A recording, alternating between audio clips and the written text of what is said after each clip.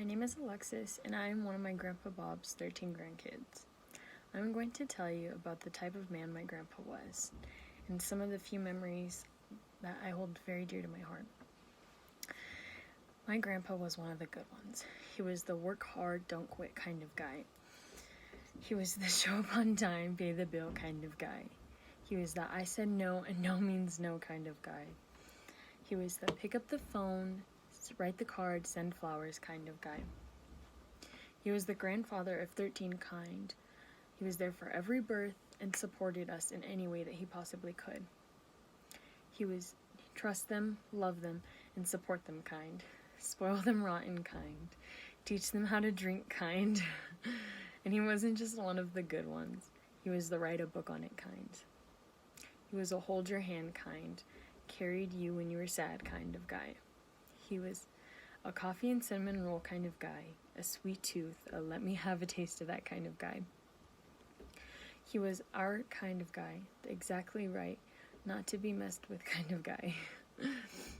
One memory that comes to mind when I look back on who my grandpa was and the memories and the moments that we shared together was we used to go on annual camping trips, the entire family, because he owned a boat and jet skis, and it was just something that he loved to do, and he wanted to make sure that he had time with his grandkids and his kids to enjoy something like that and to see his family, because he was a very busy man, a hard-working man, and constantly all over the place. So every year we would go to Lake Middleton, and I remember it was the first year I was able to learn how to ride a jet ski by myself on my own. We had spent most of the day on the lake, and he was teaching me all the mechanics and just the how-to and lake rules and such.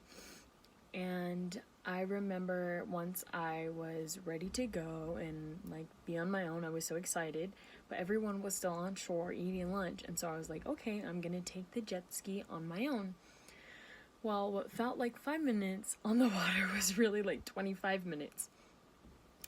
And I had not yet gone back in, while my grandpa was worried when everybody else was like, it's okay, she's fine, she'll be back soon. He was like, no, I'm gonna go look for her, make sure she's okay, because I know this lake, I know the canals and everything is very difficult and confusing. So he goes out on the jet ski, and he comes to get me, and when I was scared, terrified, he was gonna be so angry with me, really upset, not allow me to ride on my own again, he comes over and he goes, come on, it's time to go back. So we go back, and then once we get back to where our campground was, he gives me a big hug and he goes, I was so worried about you. Don't ever do that to me again. You nearly gave me a heart attack. He's like, I want you to be very careful. I trust you, but you need to be very careful. Then I love you, hug, and that was it. And it was moments like those that I look back on now, and when you kind of get intimidated by your parents or grandparents, yes, they know more than me, they kind of want to teach me and show me how to live my life and things like that. It's little moments like that where you realize this person really truly does love me, and they're there and constantly seeking that I'm gonna be okay. Another memory that comes to mind is just recently, not too long ago, before he passed, everyone was at his house having family dinner as usual, which we normally had.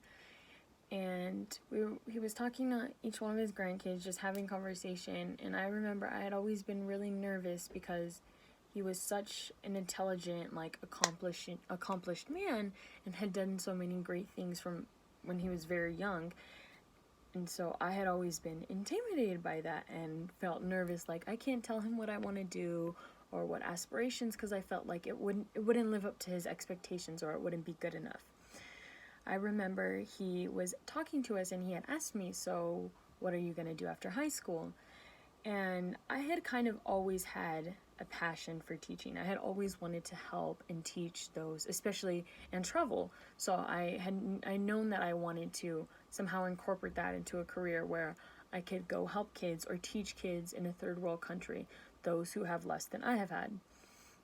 So I had told my grandpa all of this, how I wanted to educate, I wanted to be a teacher, but I wanted to go somewhere in Asia and teach to young kids there. And he had this kind of like look on his face, and like immediately I was like so nervous. I was so scared, like it wasn't going to be good enough and he wasn't going to be happy with it. But he goes, Mija, I am so proud of you, and I think that is a great idea. And then just like the just weight lifted off of me. Like I felt so great. Like, wow, he's proud of me. He wants to support me. Like, and he loves me, especially with this decision that I've made for myself. So I have always just like loved that, because as personal and like as he's always supported me and always been there are those moments where it's just him and I talking, and I can share something that I really feel I feel it's truly strong about, and he can completely understand and agree with me or love me for who I am and how I feel. And I've just always respected him and loved him for that. So that is who my grandpa was, and I will always love him.